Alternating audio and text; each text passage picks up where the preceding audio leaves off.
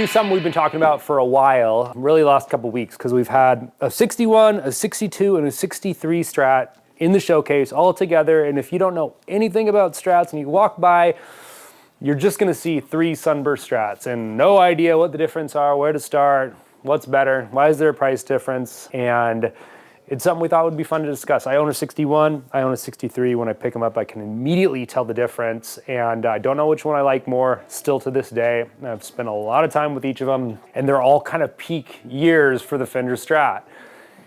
So I'm holding a 61, really similar to the one I have.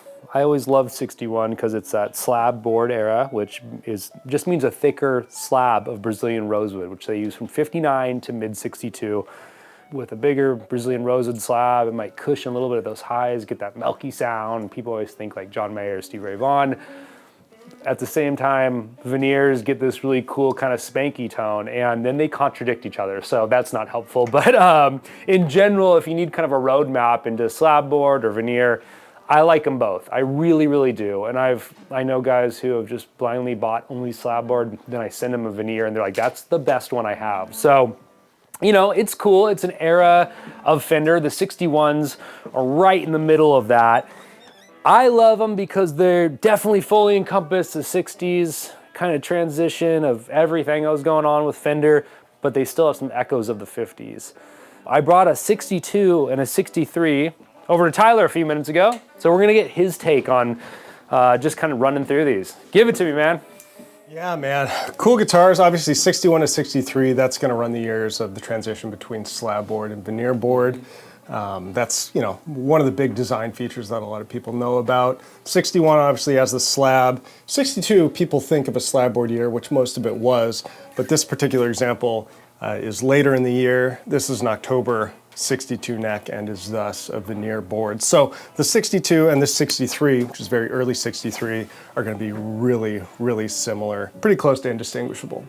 If you have a 59 Strat, generally the necks are really slim. 60, pretty slim. 61, these start kind of even out the profile, which I like. It's right in the middle. 62, 63 have a little bit more chunk. My 63 has a much chunkier neck than the 61. Did you notice that between these two? These are all 100% original too, which is kind of a fun way to compare things. But back to that, I mean, veneer 62 and a kind of run-of-the-mill 63, the neck profiles are probably pretty similar. Yeah, so sort of the conventional wisdom in the early 60s is that the necks get a little bit chunkier and a little bit chunkier every year. Generally, a 63 is going to be a little bit bigger, a little more pronounced shoulder than the 62. But this 1962 is an October neck date, and this 63 is a December 62 neck date. So 2 months apart. And just feeling them in the hand, they're extremely, extremely similar. So you don't really get the extra chunk that you would later in 63. So yeah, very, very similar. Strumming an acoustic the last few minutes, which one speaks to you? Oh, the 63 is better. It's way better. Okay. It is a little bit lighter in the body, so the whole guitar is lighter. It's got more snap, a really quick attack that's almost more like 50s flavor, which is kind of what I'm into. So I'm partial to this 63, but you know, 62s are good. Okay, so this is cool to hear. I got these from the same guy who's had a lot of guitars. He does the classic, uses them, records with them, plays with them, on to the next. I got these both. He liked the 62 more, and I did notice it's a little bit heavier. I lean towards the 63, but having Aaron here, we're gonna plug him in, and sometimes more weight, more wood means more tone. So we're gonna hand it over to Aaron, let him do the full demo. I think Nick is gonna be backing him up, and we'll be able to get an audible, you know, experiment on these 3 guitars, which are obviously closely related, but those little tiny differences really do make a difference.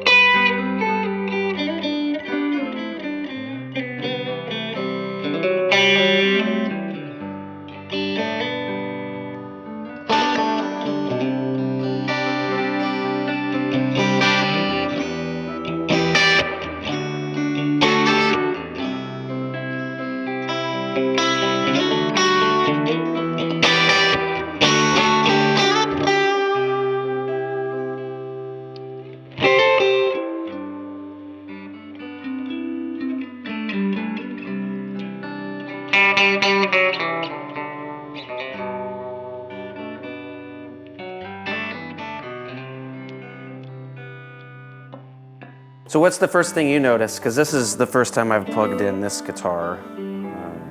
But the neck, man, on this thing is just awesome. These early 60 Strats have great taper, so it's thinner like a 61 you would know here, but up here it's chunky. It's chunky, and this one's, or that guitar I've played before. I've played all three of these, and that one's got a cool shoulder to it. Yep. It's really precise on both sides and feels great. Yeah, agree. This one I think has a slimmer taper in that first position. It starts out really comfy. I could get my thumb over top, and gets pretty beefy right around like 7 or 8. That's where you've got a lot to hold on to.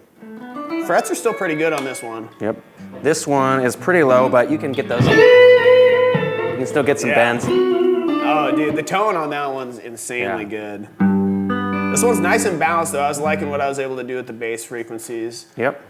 This is, I think, what I envision in a pre-CBS Strat is, you know, this neck, this figured Brazilian, the color, everything. So first impression on this is, I want it. Yeah, same here.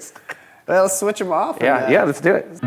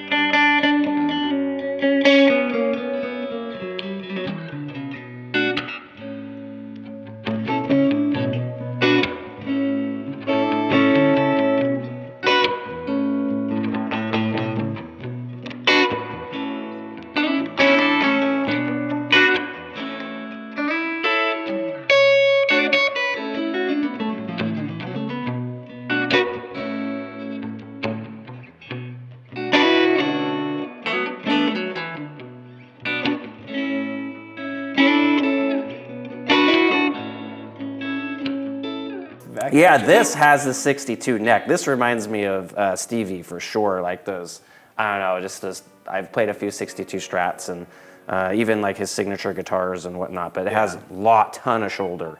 Yes. Wow, yeah. Significantly different, you think about for 1 year between these two guitars.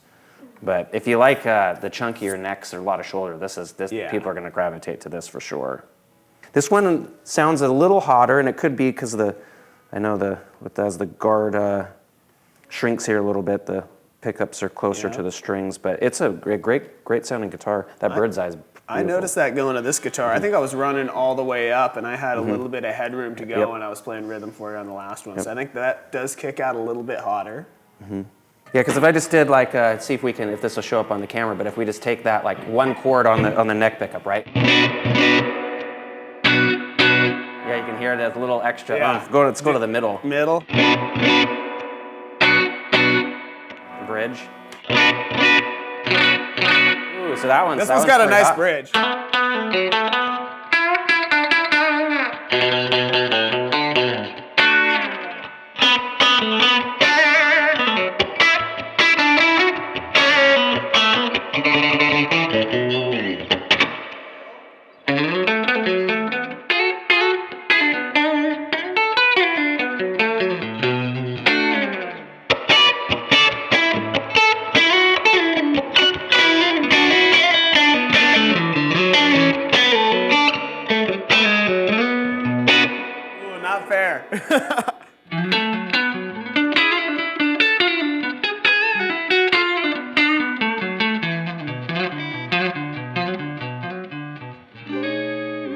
You got me on the go.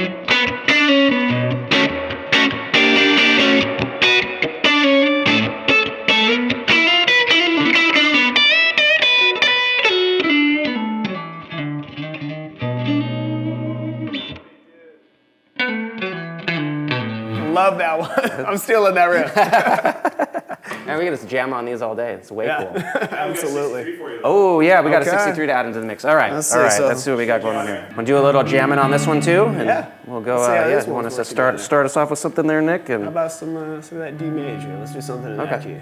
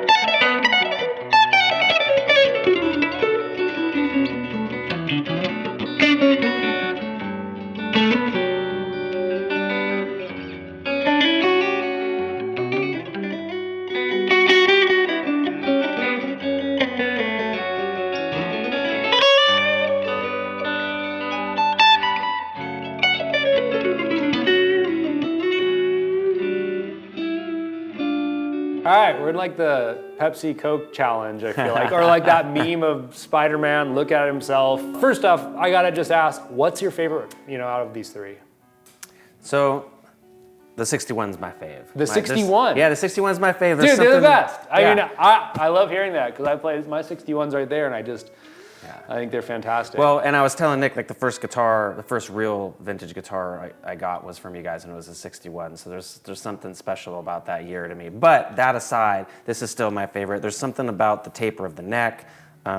This one in particular, the Brazilian, I probably said that word too many times already in this video, but seriously, it's something to behold when you look at this. Like modern guitars, even the modern guitars with Brazilian rosewood don't look like this. Yeah. Like this is just. It's a special look, but the pickups on this one sound great. The neck plays great, even with the small, tiny frets. Yeah. It still rips. They're pretty close though, right? Like there's not Yes. a bad, and tell me right now, live, is there a guitar here you hate between these Nope, three? nope. Is there one that you like wouldn't No. want to hang out with? And what I think is interesting is what is cool is that you have these three Yeah. consecutive years right here next to each other. But it's like you could take something from this one, something from this one. Like I love the look of this or whatever, the neck shape here, and you could put them all together and make like a super Strat. So Yeah. no, I wouldn't. I would play any one of these at a gig tonight. Yeah. So which is something to be said, I think, about a good old vintage Strat. I remember Bonamassa saying in a video, 63s are the best year for Strat pickups. And kind of consistently, you're gonna get a killer Strat in 63. It's got it all going on, aesthetic-wise, spaghetti logo, full pre-CBS, the pickups are hot. But the 61, my personal one, it's like, it doesn't have the hottest pickups, but Yep. everything's just kind of flowing and working, Yeah, when we were comparing, the 62 is definitely hotter, like Yeah. noticeably hotter. A lot of times, they all sound like a Strat, right? But I mean, we did some strumming, some comparisons. Yeah. That guitar is hotter for sure. Okay, so we were talking Yeah. earlier, the guy I got that from also owned the 63, and his favorite was a 62, and so that explains why you plug them in. Yep. That was kind of the beast, right? But so the kicker though is I played that faster instantly. Never picked up that guitar for this video. Just plugged it in. We were jamming, instantly started soloing. I was like at home, take it to the gig, throw it in a gig bag, just ripped. So it's interesting, even with hotter pickups, all these, like I said, it's a hodgepodge of whatever, put them all together, make a super Strat. But yeah, they're all unique in their own way, even with just a 2-year difference in when these were built. It's when I worked in engineering in studios, this whole thing where loudness translates to quality a lot of times, and you hear something that's louder, you're like, that's better. I certainly think like that sometimes, but I've learned over the years that, when you're checking out Cat's calls, could you get the pickup reading and on bursts and strats and tellies, and you're looking for the hottest pickup.